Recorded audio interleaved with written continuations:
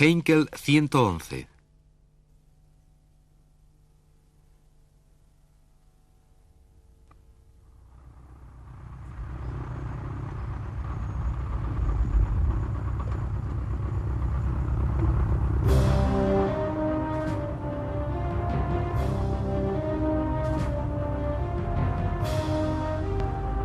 Quizás el avión que pueda representar mejor el poder de bombardeo de la Alemania durante la Segunda Guerra Mundial sea el Heinkel 111 de la Luftwaffe.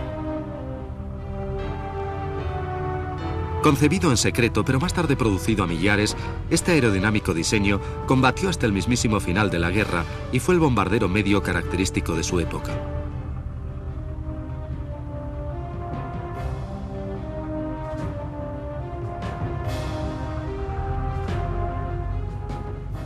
La Luftwaffe contaba con bombarderos de medio alcance, bimotores, la mayoría de ellos de aspecto fiero, que daban idea de la misión para la que habían sido concebidos.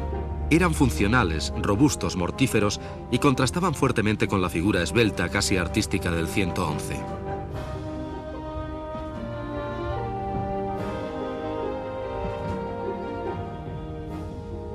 Pero las salientes torretas delataban claramente el cometido de este Heinkel. A pesar de su silueta, era un bombardero, un avión de guerra, un instrumento de destrucción.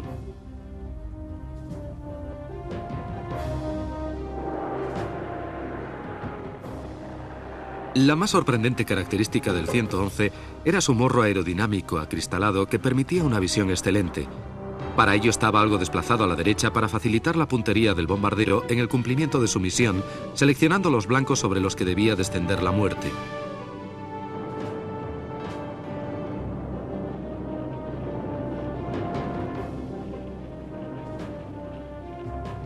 La unidad que estamos viendo fue una de las construidas bajo licencia en España después de la Segunda Guerra Mundial. Curiosamente, lleva instalados los mismos motores del Spitfire inglés que luchó contra él en la batalla de Inglaterra, el Rolls-Royce Merlin. Por lo demás, externamente, es idéntico a la versión alemana. Tenía un fuselaje con una voluminosa sección central que delataba el papel original del 111, el de transporte rápido. Pero no era más que un lobo con la piel de cordero.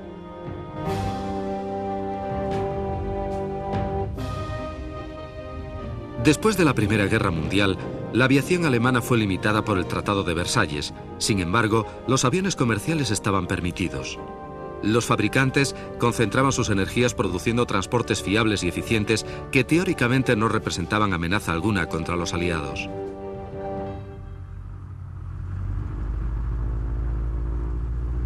Gradualmente, iban apareciendo versiones más fuseladas como este Heinkel 70 Blitz o Relámpago, utilizado como correo aéreo, pero realmente usado para probar diseños con capacidad militar. De hecho, fue utilizado durante la Guerra de España en operaciones bélicas. A mediados de los años 30, Alemania estaba abiertamente decidida a contravenir el Tratado de Versalles. La ascensión al poder del partido nazi había despertado un sentimiento de orgullo nacional y bajo la dirección de Adolf Hitler, el pueblo alemán miraba otra vez hacia el futuro y hacia una promesa de grandeza. Hitler había accedido al poder en 1933 y en pocos años situó a hombres como Hermann Göring y Erhard Milch en puestos clave controlando la fuerza aérea y, lo que es más importante, la producción de aviones.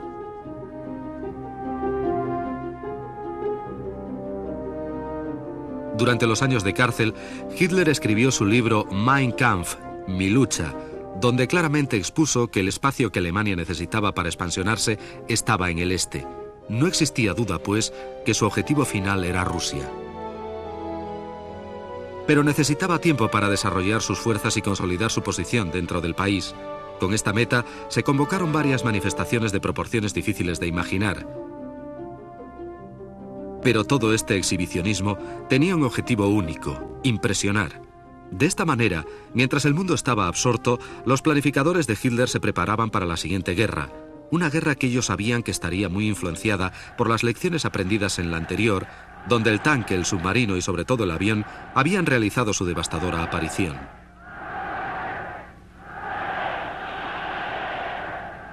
En 1934, los diseñadores alemanes recibieron directrices para desarrollar aviones capaces de ser usados como bombarderos. Heinkel, bajo un velo de secreto, aprovechó la experiencia obtenida con el HE-70 para desarrollar el 111 como transporte de alta velocidad, rápidamente transformable en bombardero moderno.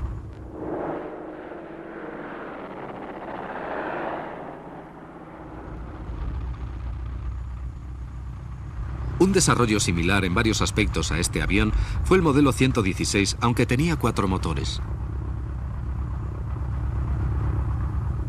Para mejorar su actuación como avión postal de largo alcance, se le montaron cohetes de asistencia al despegue. Todos los aviones gastan una parte importante de su combustible en esta fase y por consiguiente, si se puede reducir el tiempo que se tarda en elevar el avión, tanta más gasolina puede ser empleada para aumentar su autonomía. El 116 fue utilizado en muchos vuelos en busca de récords, pero también se consideró que podía tener cierta capacidad de bombardeo y quizás de avión de reconocimiento de largo alcance, lo que probablemente explique por qué se gastó tanto tiempo y esfuerzos en incrementar su radio de acción.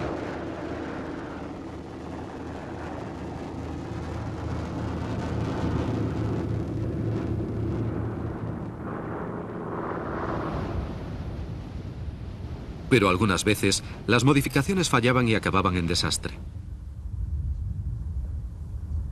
A pesar de los problemas con el 116, Heinkel perseveró con el 111 y hacia 1936 unos pocos modelos de preserie volaban con Lufthansa como transportes de 10 plazas.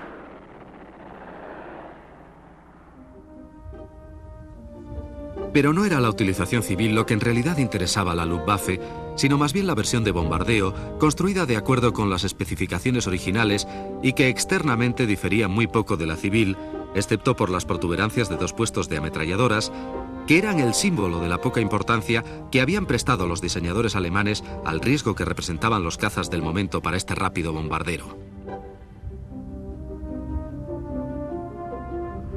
En 1936, esta suposición estaba probablemente justificada.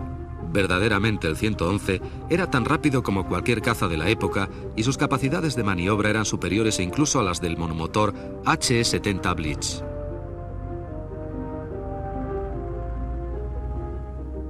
Comparado con los otros bombarderos usados por la Luftwaffe, el 111 era un paso hacia adelante significativo. No existía nada comparable a él en Europa.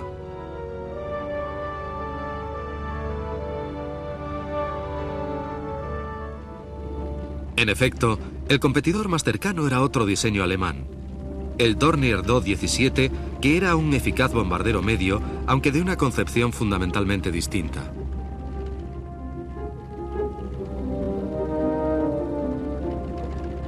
Curiosamente, el Dornier 17 había sido también diseñado desde el principio como un avión comercial, como sustituto del Heinkel 70, que a su vez había influido tanto en el 111. Del mismo modo, hubiera sido un avión postal rápido, aunque tuviera capacidad para transportar solo 6 pasajeros.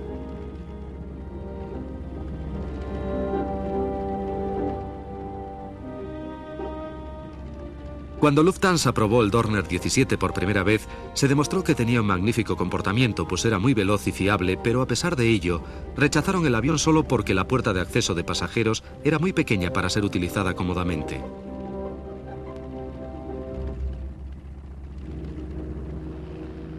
Los pocos ejemplares que se construyeron acabaron siendo guardados y fueron olvidados, de no ser por Robert Antach, un piloto que había volado el Do-17 conquistando varios récords.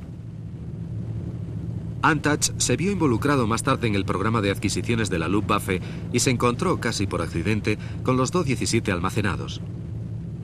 Con solo volarlo una vez después de ser reacondicionado para bombardero, se dio cuenta de su gran potencial militar. No transcurrió mucho tiempo antes de que se encargara la fabricación de 1700 unidades.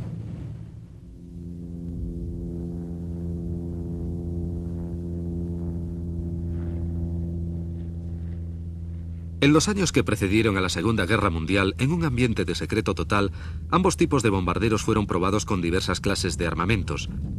En estas imágenes, un Do-17 es probado soltando bombas en vuelo horizontal.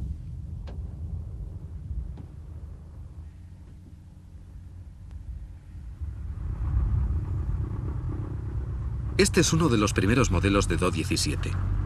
La única defensa que tiene es una ametralladora disparando hacia atrás en lo alto del fuselaje. Curiosamente, todavía luce la identificación civil, sugiriendo que aún es propiedad del fabricante, aunque las pruebas se efectuaran bajo supervisión militar y en el más estricto de los secretos.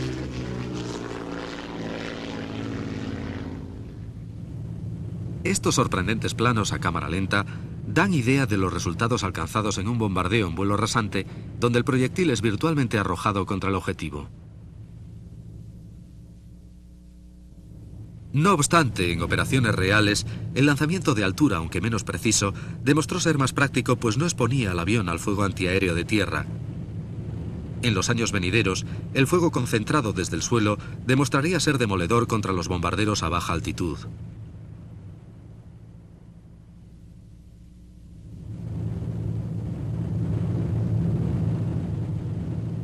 Pero a pesar de todo, existen cierta clase de misiones que requieren bombardeos al ras de suelo y para ellos el Do-17 con su gran velocidad y su estrecho fuselaje hubiera ofrecido mucho menos blanco que otros aviones en la misma situación. No es extraño que este modelo fuera denominado el lápiz volador. Durante su actuación en España fue llamado por los nacionalistas bacalao por el aspecto que presentaban las superficies verticales de cola.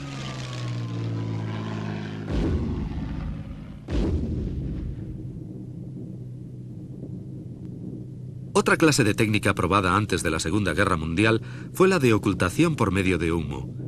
Se descargaban nubes artificiales al ras del suelo, pues eran consideradas un camuflaje efectivo para las posibles tropas de desembarco contra las baterías costeras. Aunque el método fue rara vez empleado en condiciones reales, ofrece una idea del pensamiento militar alemán de aquel momento.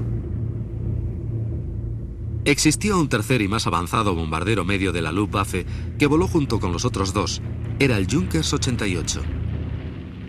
A diferencia de los otros, fue concebido desde un principio solamente como bombardero, sin aplicaciones civiles.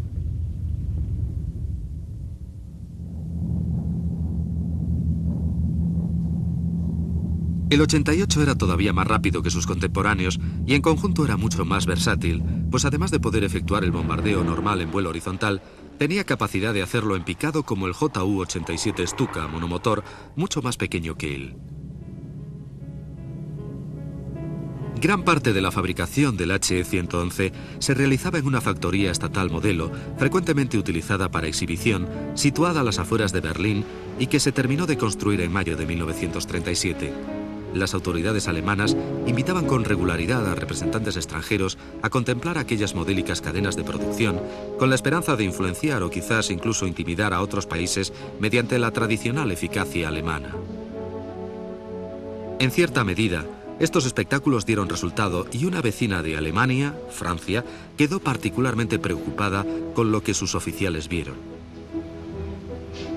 Sin duda, para aquellos alemanes que habían considerado al Tratado de Versalles como un insulto nacional, la nueva situación era una muy dulce venganza. Pero el temor a las factorías alemanas estaba realmente justificado. Los nazis no estaban produciendo aquellas modernas máquinas de guerra solamente para impresionar. Existía una intencionalidad funcional en lo que estaban haciendo. Pero primeramente tenían que ganar algún tiempo respecto a su objetivo real, Rusia, y así a mediados de 1939 anunciaron un pacto de no agresión con la Unión Soviética, aunque ninguno de los firmantes esperaba cumplirlo.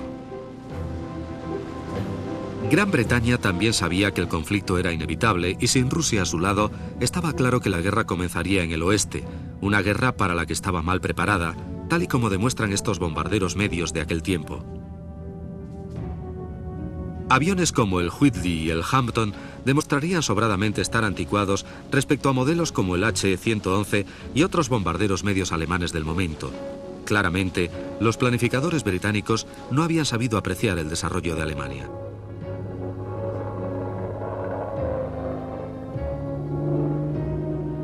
Incluso los diseños posteriores, como el Bristol Beaufort, dejaban mucho que desear como bombarderos medios convencionales. Fueron utilizados principalmente como bombarderos y torpederos marítimos. Operando en alta mar, atacaban barcos enemigos en lugar de objetivos terrestres.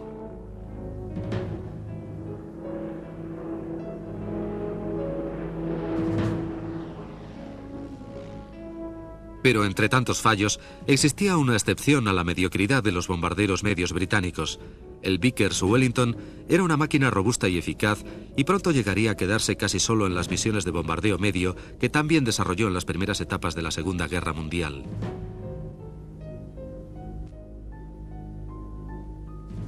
Cuando Alemania invadió Polonia, tanto los británicos como los franceses no tuvieron más remedio que declararle la guerra para garantizar la protección de los polacos.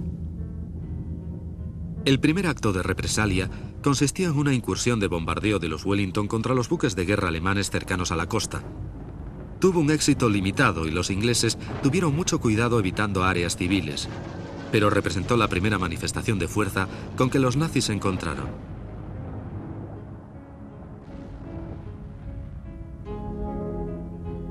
Al terminar la conquista de Polonia, la Luftwaffe dirigió enseguida su atención hacia el oeste. Noruega, Holanda, Bélgica y pronto incluso Francia caerían bajo los nazis, todas arrolladas por la denominada Blitzkrieg o guerra relámpago diseñada por el alto mando alemán. Desde el primer instante los Heinkel 111 y los Dornier 17 se vieron en el centro de todos los combates, llevando la destrucción a ciudades como Amberes y Rotterdam. Los nazis esperaban establecer el nuevo orden y su Reich, que duraría 1000 años, entre las ruinas que iban dejando atrás.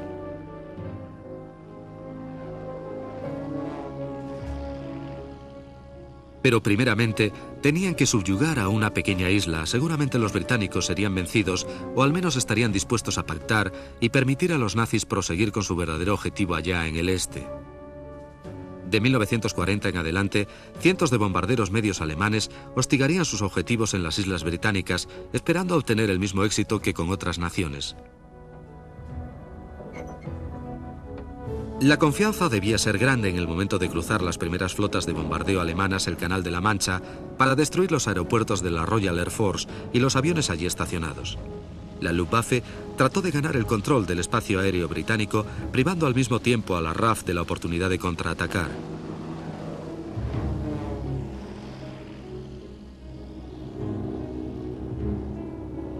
Pero esta vez, las cosas serían muy diferentes para la Armada Aérea Alemana.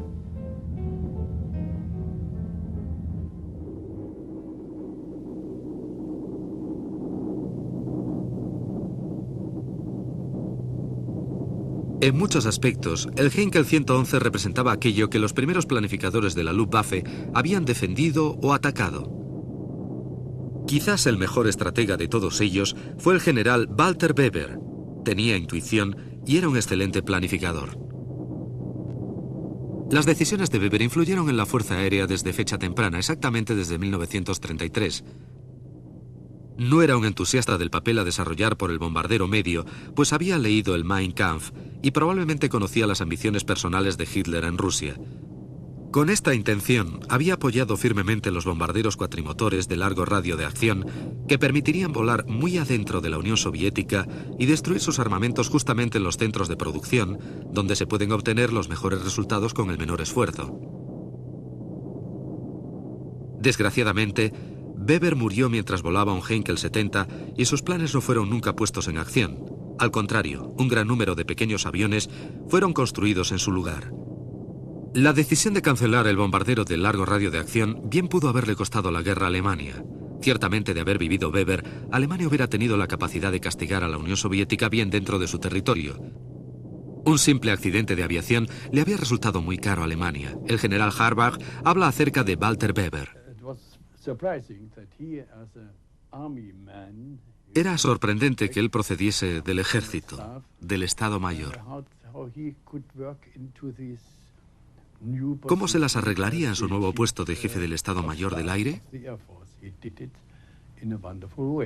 Pues lo hizo magníficamente.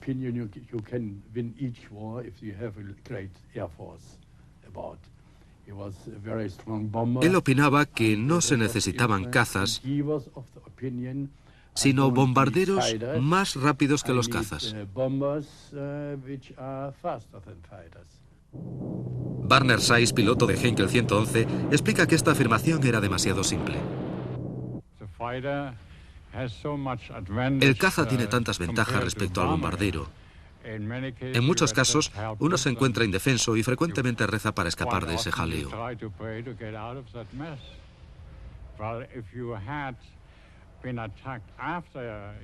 No obstante, si se es atacado cuando se han lanzado las bombas, el avión naturalmente está en mejores condiciones para efectuar maniobras evasivas.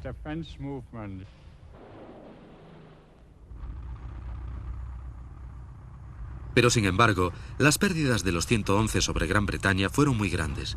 Se les dio protección adicional por medio de Messerschmitt 110 de largo radio de acción con armamento pesado. El 110, o destructor como fue llamado, llevaba suficiente combustible para acompañar a los bombarderos medios, tanto a la ida, a los objetivos británicos, como a la vuelta. Ahora, siempre que los 111 despegaban en misión de bombardeo, un número sustancial de cazas de escolta bimotores procuraría darles la protección necesaria.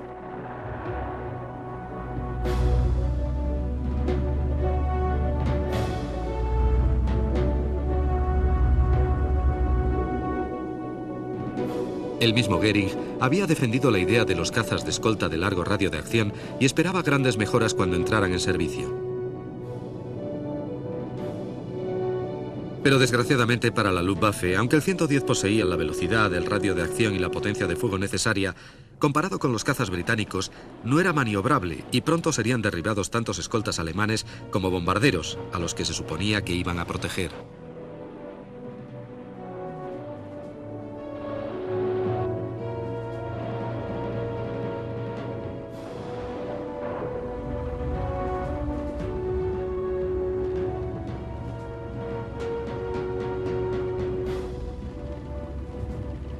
El Messerschmitt 109 alemán era maniobrable y probablemente capaz de defender a los bombarderos de la Luftwaffe de los Spitfires de la RAF. Sin embargo, no fueron usados correctamente, pero incluso, si lo hubieran sido, su muy limitado radio de acción solo les permitía volar 20 minutos sobre Inglaterra, y este tiempo no era suficiente para proteger a los bombarderos en su misión.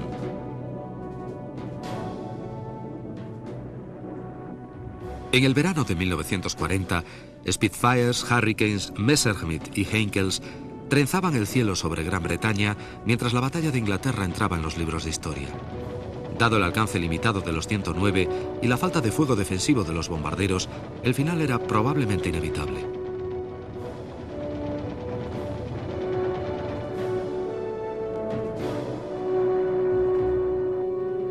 Cientos de aviones alemanes fueron derribados y muchos más cayeron al mar por falta de combustible.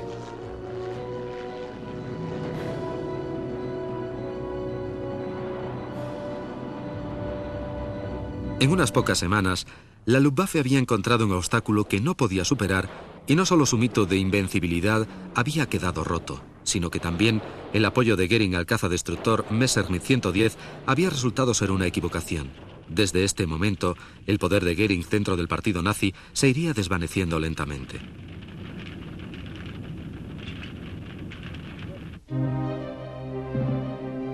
Pero las cosas resultaban peor para las tripulaciones de los 111. Aquellos hombres no tenían más remedio que vivir o morir con los errores de Goering. El tiempo dentro de un bombardero alemán en el verano de 1940 debía transcurrir muy lentamente.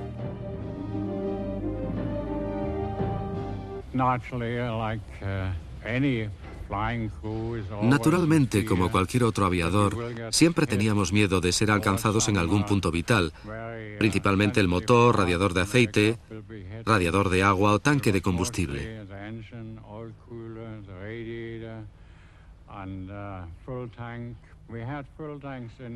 Teníamos tanques de combustible con un recubrimiento especial de caucho y estaba relleno de goma líquida. De esta manera, si un proyectil atravesaba el depósito, el líquido taponaría el orificio producido por la bala, pero si esta era una trazadora, entonces explotaría.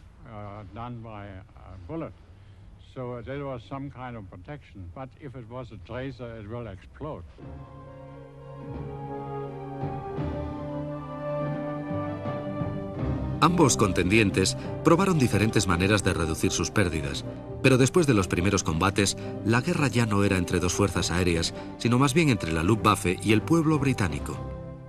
Enfurecido por la falta de éxitos, Hitler ordenó a sus armadas aéreas atacar a las ciudades británicas en la llamada Batalla de Inglaterra. Pero todavía existían otros obstáculos. Los británicos tenían el radar que les permitía vigilar a los aviones intrusos. Como contramedida, la Luftwaffe adoptó más adelante una invención, también británica, que consistía en lanzar cintas de aluminio para confundir a los operadores de radar en tierra. Esto solo representó una solución temporal mientras continuaba el Blitz. Pero ahora en misiones nocturnas principalmente. La artillería antiaérea era muy buena en Inglaterra. Tenían cañones de grueso calibre y los disparaban con mucha precisión. Como dije antes, las cintas de aluminio ayudaban, pero no te podías escapar sin impactos. En un ataque dando vueltas sobre una ciudad como Londres, con tantos cañones apuntándote, lo más seguro es que te alcance algún disparo.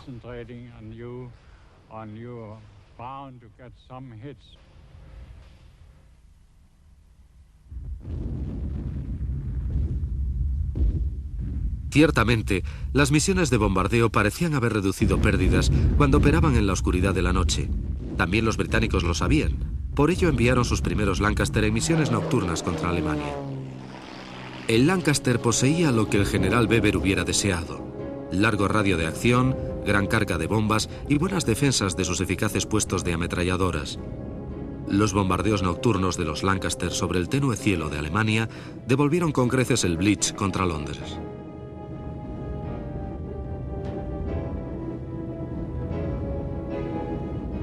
Pero tanto con 2 como con 4 motores, los tripulantes experimentaron las mismas dificultades: artillería antiaérea, caza nocturna, problemas mecánicos y algo común a todos los hombres: sencillamente miedo.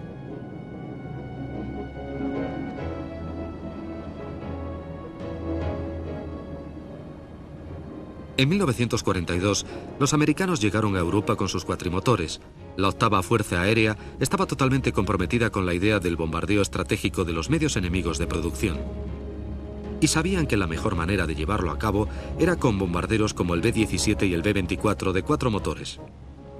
Estaban claramente de acuerdo con lo que Walter Weber había proclamado 10 años antes.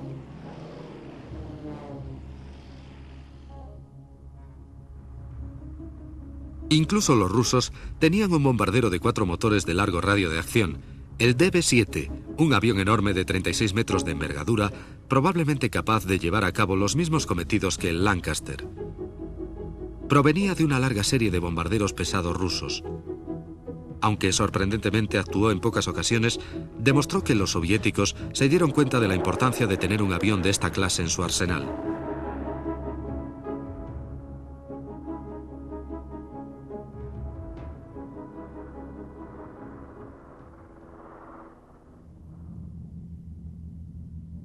Otro combatiente del eje era Italia, un país que parecía estar apasionado por los aviones de 3 motores.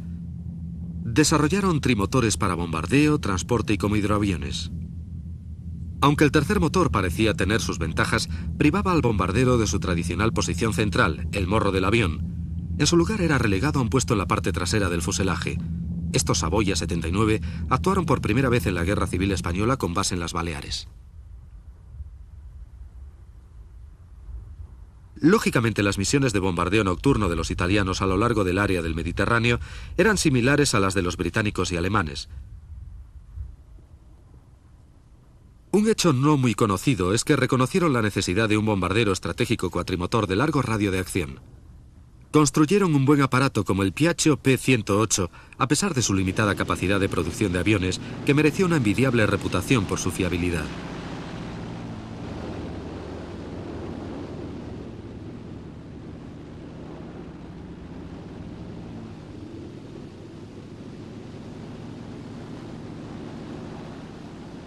Aunque no se construyeron muchas unidades, el 108, sin embargo, cumplía todos los requisitos deseados por el general Weber. Poseía largo radio de acción, gran capacidad de bombas y un fuego defensivo adecuado. En muchos aspectos se comportaba igual que el B-17. La Fuerza Aérea Italiana utilizó frecuentemente sus 108 para atacar objetivos marítimos e instalaciones costeras.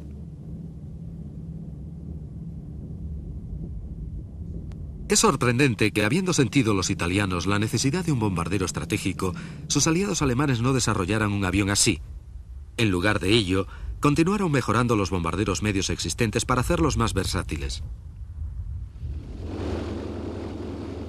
No hay duda que Alemania poseía la tecnología necesaria para producir grandes aviones, pues tenían el cuatrimotor Cóndor de reconocimiento naval y varios Junkers de 4 y 6 motores que podían haber sido convertidos fácilmente a bombarderos. Pero la realidad es que la guerra relámpago requería que la Luftwaffe actuara en tan estrecha cooperación con el ejército que sus aviones fueron desarrollados como soporte de las fuerzas terrestres y no para operaciones independientes como el bombardeo estratégico. En lugar de ello, prefirieron actualizar bombarderos medios como el Do-17 a este otro modelo, el Do-217. Tenía una amplia bodega de bombas y una razonable carga útil, pero su mayor virtud era la versatilidad. No era un avión especializado, sino más bien un comodín para todo, ideal para cubrir las necesidades del ejército.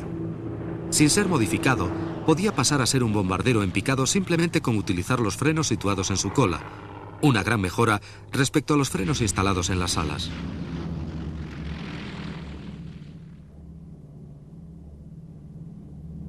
Además de bombardero horizontal y en picado, el 217 también se utilizó como caza nocturno contra los Lancaster británicos con gran éxito.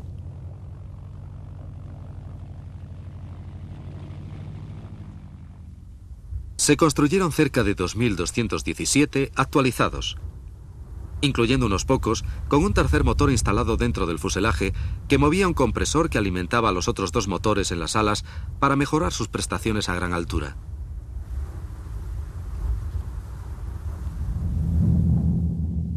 Incluso el más moderno Junkers 88 sería actualizado en varias ocasiones. Este es el Junkers 188, un modelo tardío con una cabina muy mejorada que permitía una excelente visión a la tripulación. Era rápido y muy maniobrable, también debía cumplir con el requisito de versatilidad. Los 188 eran a la vez bombarderos horizontales y en picado, y además podían llevar a cabo misiones de caza nocturna.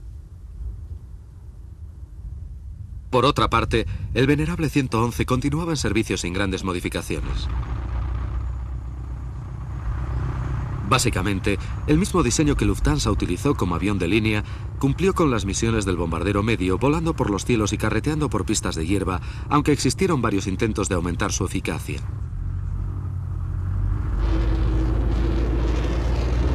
Igual que se habían efectuado pruebas con el Heinkel 116 para reducir el tiempo de despegue e incrementar el radio de acción, el 111 también utilizó cohetes de asistencia.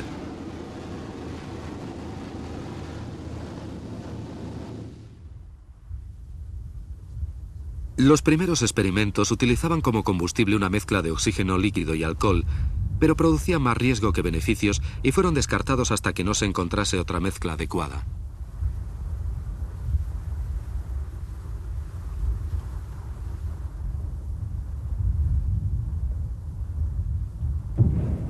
Un combustible mucho más satisfactorio era la mezcla de peróxido de hidrógeno y alcohol metílico, como el que impulsaba a los famosos aviones cohete alemanes. Los ingenieros desarrollaron unos cohetes que podían ser rápidamente instalados bajo las alas de los 111 justo antes del despegue.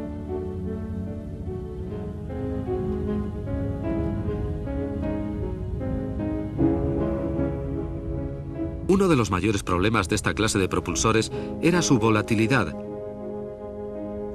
Si entraban en contacto entre sí por cualquier error, se podía causar un gran daño, tanto al avión como a los que estuvieran trabajando con él. Por eso se tomaban siempre las mayores precauciones.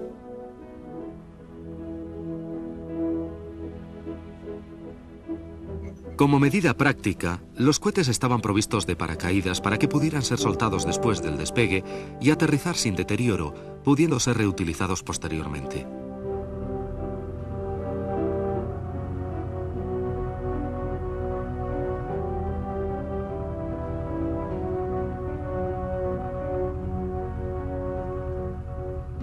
Cuando los motores de explosión aumentaban las revoluciones y el avión empezaba a correr, el piloto encendía su fuente adicional de potencia y el 111 era sacudido por el impacto de un gran empuje extra.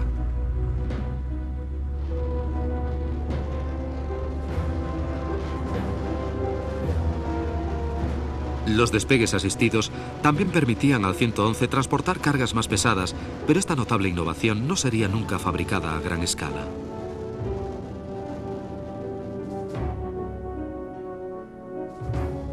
En otros cometidos también demostró el 111 su versatilidad. Por ejemplo, como lanzador de misiles. Esta técnica mortífera unía uno de los muchos diseños desarrollados por la compañía Henschel con los motores cohete.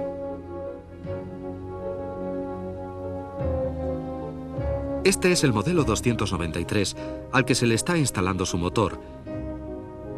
Es un misil contrabarco de corto radio de acción, controlado por radio y propulsado por una combinación de peróxido de hidrógeno y permanganato sódico, cuya mezcla producía un empuje de 600 kilos. La combustión solo duraba alrededor de 10 segundos, aunque era suficiente para hacer que el misil saliera disparado a más de 200 km por hora respecto al avión que lo lanzaba.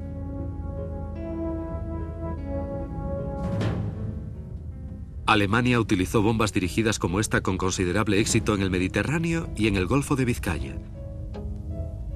Su principal ventaja era que permitía al avión nodriza permanecer lejos de los cañones enemigos cuando lanzaba su carga de muerte. La otra ventaja del 293 era su precisión, conseguida por medio de un radiotransmisor montado en el avión nodriza que enviaba señales a un receptor en el misil. Con esta unidad, el operador, situado en la parte delantera de su Heinkel 111, podía ajustar constantemente la posición del misil hasta el momento del impacto.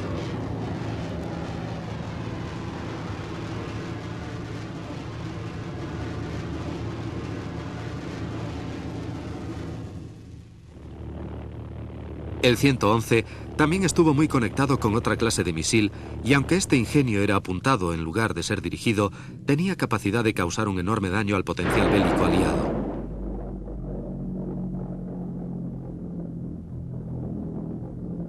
La V1, aunque normalmente disparada desde una rampa, podía ser también lanzada desde un Heinkel 111 especialmente equipado.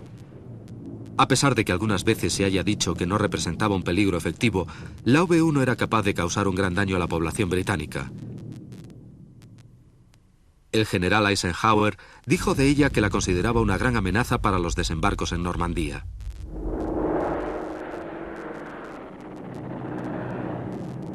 A pesar de que el 111 se vio envuelto en muchos de los más avanzados programas de desarrollo de armamentos, siempre será recordado como bombardero medio. Voló en todos los escenarios donde la Luftwaffe actuó, incluyendo aquel que tan claramente identificó Hitler en su libro Mein Kampf, Rusia.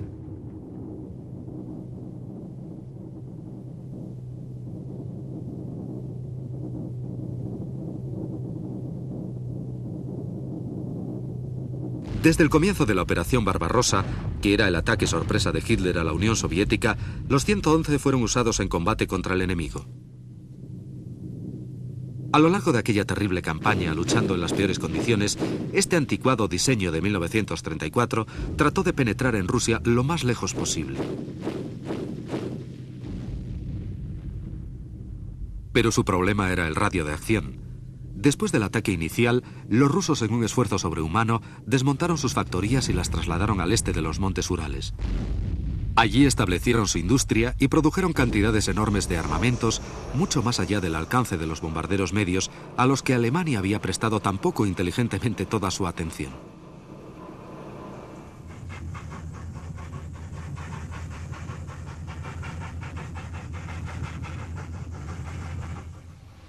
Si la demanda de Weber de bombarderos de largo radio de acción no hubiera sido cancelada, la Luftwaffe hubiera tenido casi con certeza un avión similar al Lancaster o al B-17, con el cual podría haber perseguido a los rusos a lo largo de los Urales y haberles privado de las armas que después serían utilizadas sobre el propio suelo alemán.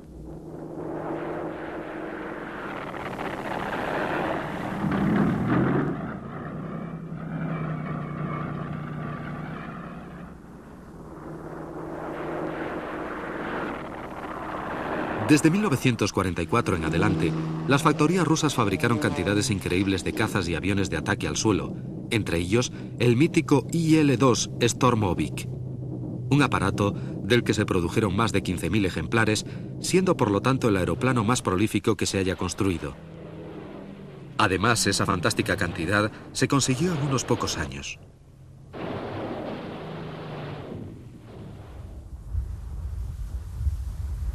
Hacia 1945, la suerte de Alemania estaba echada. Se podía percibir fácilmente por los restos de aviones diseminados por las pistas de la Luftwaffe a lo largo del país. Era el resultado de un martilleo constante desde tierra y aire conforme los aliados iban estrechando el cerco en todos los frentes. Desde aquel momento, una cierta cantidad de 111 caerían en manos de los aliados. Por supuesto, algunos ejemplares aislados habrían sido ya capturados durante la guerra. Los británicos estaban particularmente familiarizados con este modelo, que incluso llegaron a utilizar alguna vez como transporte en su propio beneficio.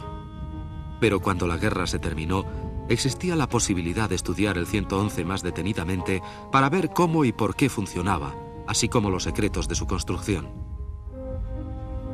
Este es un equipo de recuperación americano en vías de desmantelar uno de los últimos modelos del 111 apresado recientemente como botín de guerra.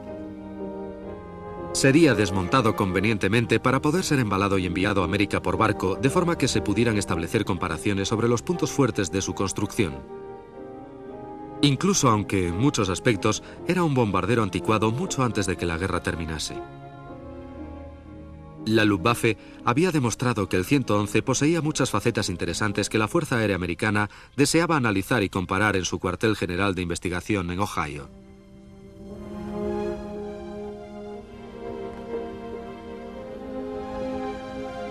Ciertamente, algo atrayente debe tener un avión que fue diseñado en 1934, usado como avión de línea y después producido como bombardero en una cantidad no inferior a 7.300 unidades en los 10 años siguientes.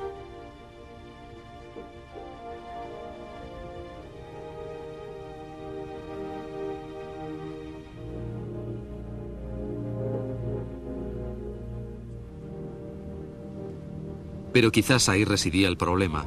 No puede existir duda que el 111, con su característico morro acristalado, era un diseño notable que dio constante servicio con muy pocas modificaciones.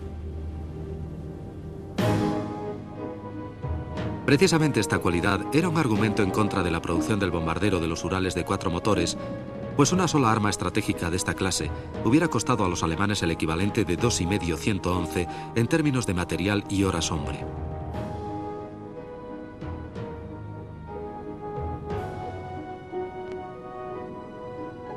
Si solamente se hubieran construido 1 millar de bombarderos de los Urales, al menos en el momento de perseguir a los rusos en su retirada, quizás Alemania habría podido ganar otros 12 meses, tiempo más que suficiente para que sus nuevas armas, los reactores y cazas cohete, desmontaran la ofensiva aérea aliada, dejando a la nación en posición de negociar la paz. Pero tal vez, en ese caso, la bomba de Hiroshima hubiera sido conocida por la historia como la bomba de Berlín. Antes del ataque a Polonia y de que comenzara el holocausto que tuvo lugar a continuación, Alemania había probado sus armamentos en la Guerra Civil Española. Para ella, esta contienda no había representado nada más que un campo de pruebas o un ensayo general de la obra principal que a continuación iba a ser representada. El bombardeo de Londres fue ensayado en miniatura en Guernica. Las formaciones de cazas por parejas, que hoy siguen siendo usadas por todas las fuerzas aéreas del mundo, también se ensayaron en España. El bombardeo en picado se experimentó en aquella guerra por primera vez con el famoso Stuka. Los bombarderos medios, HE-111, DO-17 y JU-86, comenzaron allí su carrera bélica.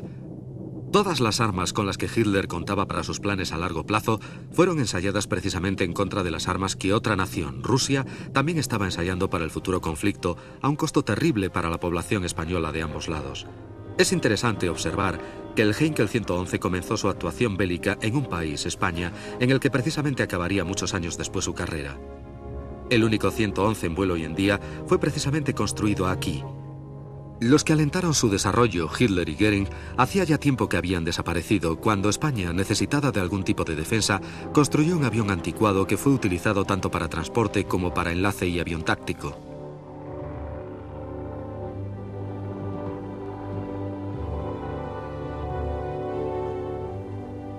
Este modelo en particular fue utilizado para rodar la película La Batalla de Inglaterra y después fue adquirido por la Confederate Air Force de América.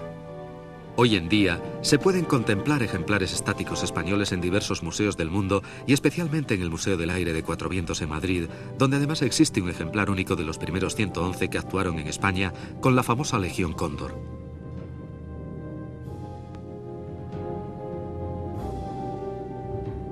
La mayor diferencia entre los Heinkel españoles, denominados Pedros, y los que devastaron media Europa, estriba en sus motores, pues empleaban los Rolls-Royce Merlin británicos, similares a los que usaron los Spitfire y Hurricane para dar caza a los 111 sobre los cielos de Gran Bretaña.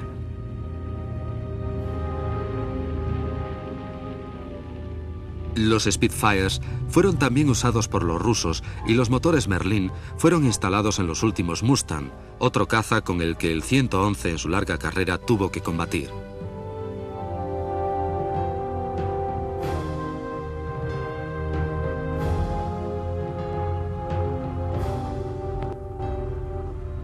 Concebido en secreto debido a las restricciones de Versalles, el 111 solo engañó durante un breve lapso de tiempo al mundo cuando fue puesto en servicio como transporte civil. Su destino real era claramente el de un bombardero medio para apoyar a Hitler en su guerra relámpago a través de Europa. Realizó este trabajo junto con los diseños de Dornier y Junkers de similares proporciones y lo hicieron bien. Pero nunca llegaron a tener éxito con el papel asignado a los bombarderos de largo radio de acción que Weber había previsto. El Heinkel 111 será siempre recordado como el bombardero secreto.